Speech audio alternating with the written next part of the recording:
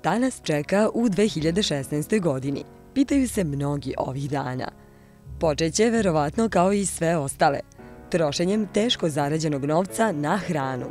A onda oko 10. očekuje nas šok kada shvatimo da je gotovo sve što smo teško zaradili završilo u WC šolji. Prvo zdravlje, a posle ćemo se potruditi da ono drugo. Ja sam optimista uvek. U 2016. očekujemo da odemo u Pariz. Malo je bilo ovih problema, znate, pa smo odložili, ali želimo da posjetimo i bukinistu u Parizu. Pa drugima bi svima požela pre svega više novca, znate, onda bi svi bili i veseli. Uglavnom, nešto sve sada zavisi da malo standard poskoči gore.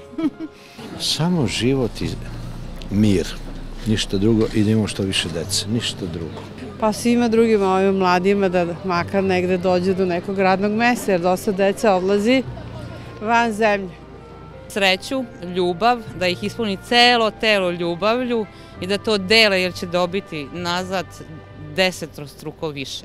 Svi da nađu neki posao da malo lepše žive, to je to. Pa sve najlepše i da, ne znam, da budu srećni. Još više unučadi da dobije. A drugima? Drugima, naravno, svu sreću, zdravlje, šta drugo poželjeti. Ne vidim ništa da će biti bolje. Ništa. Katastrofa.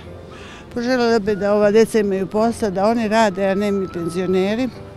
I da ih ne izdržavamo mi od penzije, nego oni da rade i da zarade. Završili su u školu, nemaju posla. I moramo mi penzioneri da izdržavamo tako. To mi je najveća želja. Pa sve najbolje njoj i porodici, svima koji me znaju i to. Nemam pojma, želim da u svetu bude mir i da imam mnogo pare. Želim da svi budu srećni i da se ne svađaju. Osim ako vole da se svađaju. Da se Biserka Vukićević smuva za Stefanom Tmušićem.